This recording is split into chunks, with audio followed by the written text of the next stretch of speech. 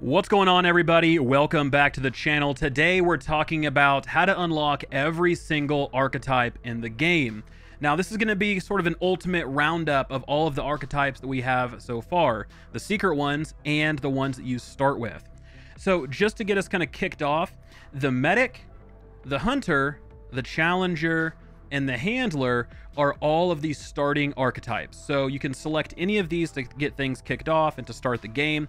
However, once you select one of these, you can also go purchase the other archetypes.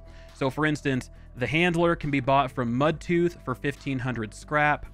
You can get the challenger from Reggie for 1500 scrap. You can get the hunter from Brabus for 1500 scrap.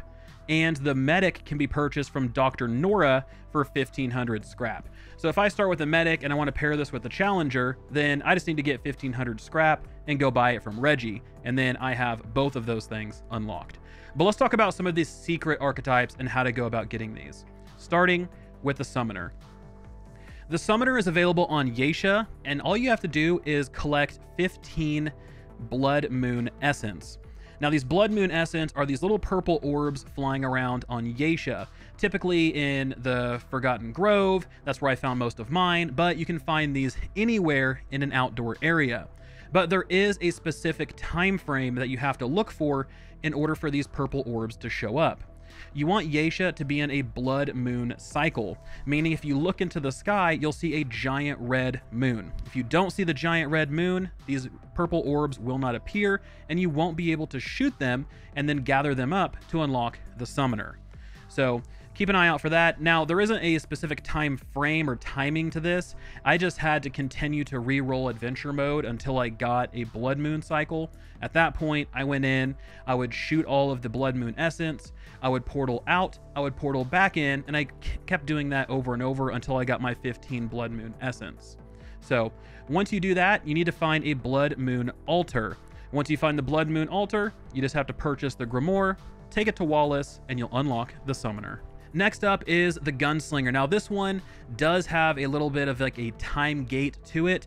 You're not able to unlock it until you beat at least the second world in Remnant 2. So once you beat the second world, you can go talk to Mudtooth. And what you want to do is continue to ask him to tell you stories until he runs out. You'll get the Gunslinger band, you'll get the Gunslinger amulet, and eventually you'll get the worn cylinder. At this point, you can take this back to Wallace and you'll unlock the Gunslinger archetype. Next up is the Explorer. This one is the most straightforward. Beat the game on any difficulty, you'll get a broken compass, take it to Wallace, and you'll be able to unlock the Explorer archetype. Next is the Engineer. The Engineer is on Neyrud, and this one is available on a hidden sort of secret path off of the second overworld, which is either going to be the Eon Vault or the Timeless Horizon. Now this one is going to take a lot of kind of searching and looking because the fog around Neyrud that surrounds the map is kind of a pain because you're looking for a specific area. On the right-hand side, you're looking for a tall, spiky spire.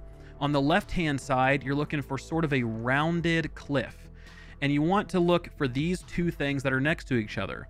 In between them will be a space where that deadly fog is. When you go into this fog, you're going to vomit. At that point, once your character recovers from vomiting, you want to jump across a gap onto another cliff. At that point, there's going to be a dead body. You want to interact with that in order to get the Engineer's armor. Then you want to turn to your left, drop off of that cliff down to another dead body, and there will be something called an alien device. You want to pick that up, take it back to Wallace, and you'll unlock the Engineer archetype. Next is the Archon. This was the most complicated, kind of the biggest secret of all of Remnant 2, and it required people to data mine the game in order to unlock it. So this one requires a very specific set of gear, items, weapons, really just in a complete loadout in order to gain a corrupted status effect. Once you gain that, you'll be able to open a corrupted portal in the labyrinth. Now, this one is a little bit more complicated, so I do have a video linked here that you can go get an in-depth walkthrough, but I will post the set of items here, as well as a screenshot of what those items look like here.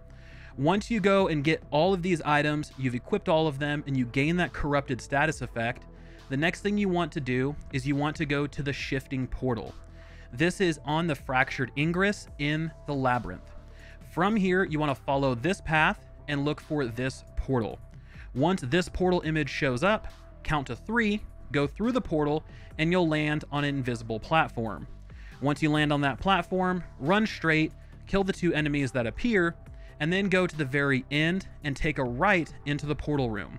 You'll see a giant red corrupted door. At that point, you can interact with it, use the biome key in order to unlock the door, and you'll be teleported into the back rooms. Once you're in the back rooms, you want to make sure to use the Fortune Hunter skill for the Explorer. It's going to be absolutely key. You have a certain amount of time to go through all of these kind of narrow hallways and find 3 items. One of them being the strange box, which will then unlock the Archon archetype. It's a very powerful archetype. Love it. It's fun. Love the look of it. And this one definitely is one of the more complicated ones. Next is the Invader. So the Invader, again, is one of those that requires a prerequisite. You have to have the Dreamcatcher weapon in order to unlock it. So for this, I do have a video linked for the Dreamcatcher melee weapon because that's a completely separate process. But if you want to get the Invader, what you need to do is head to Root Earth, which is the last realm at the end of the game. Once you get there, you want to make your way up until the first checkpoint of this giant ship. Then you want to follow this path in order to get to the very bottom. And once you do, you'll find a large open area with one of those walkers that's either dead or sleeping, and it has this blue mist around them. Now watch out for all the enemies because there will be enemies out there. Go ahead, eliminate those, and then using your Dreamcatcher weapon, go up and melee that blue mist. You'll capture it. Once you capture it, you'll gain the Walker's Dream. Put this onto your quick slot, use it, and you'll be teleported into an alternate reality.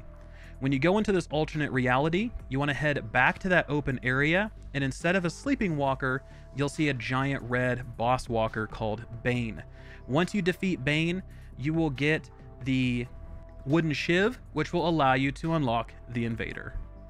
And lastly, we have the Alchemist. The Alchemist is available on Losum, and this one is a pretty interesting process because you actually have to get captured by one of these creatures in one of the sewer drains.